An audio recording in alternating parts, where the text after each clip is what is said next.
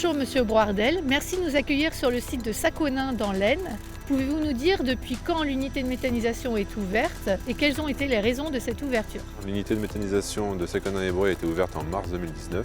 La politique du groupe est d'augmenter sa puissance dans l'énergie verte.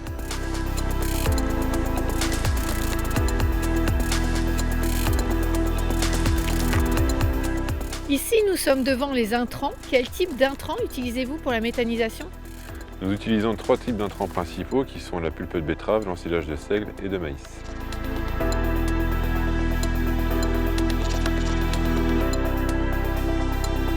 À quelle fréquence alimentez-vous la cuve de méthanisation?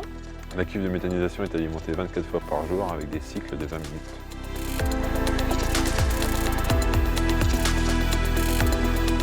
Donc ici, nous nous situons devant la cuve de méthanisation. Concrètement, que se passe-t-il à l'intérieur?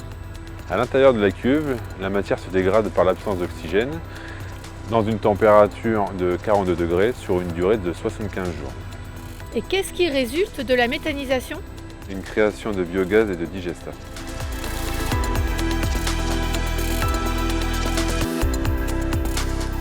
Nous sommes ici devant la cuve de digestat. Que contient chimiquement le digestat? Le digestat est composé de matières organiques, de minéraux et d'eau. Combien de temps le digestat est-il stocké ici et comment l'utilisez-vous?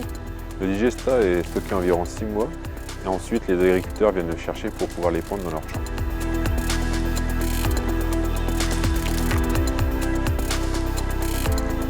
Nous sommes ici devant le local d'épuration. Comment obtient-on du biométhane à partir du biogaz? Le biométhane est le résultat de l'épuration du biogaz. L'épuration permet d'enlever certaines substances indésirables comme le CO2.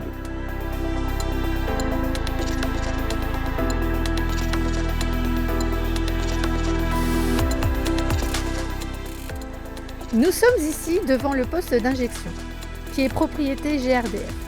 GRDF garantit la prestation d'injection dont les tarifs sont réglementés avec la Commission de régulation des énergies. Mais concrètement, que se passe-t-il à l'intérieur? C'est ici qu'il y a toute la régulation de la pression pour pouvoir l'injecter dans le réseau GRDF. Des compteurs sont présents pour quantifier les volumes de gaz injectés dans le réseau. On a le contrôle de la qualité du gaz avec 2 chromatographes pour s'assurer qu'il corresponde bien aux préconisations GRDF. À l'étape d'odorisation, le gaz issu de la méthanisation est inodore. Il faut donc lui rajouter un produit pour lui donner son odeur. Ce produit est du THT. Maintenant, vous connaissez le fonctionnement d'une unité de méthanisation. À vous de jouer.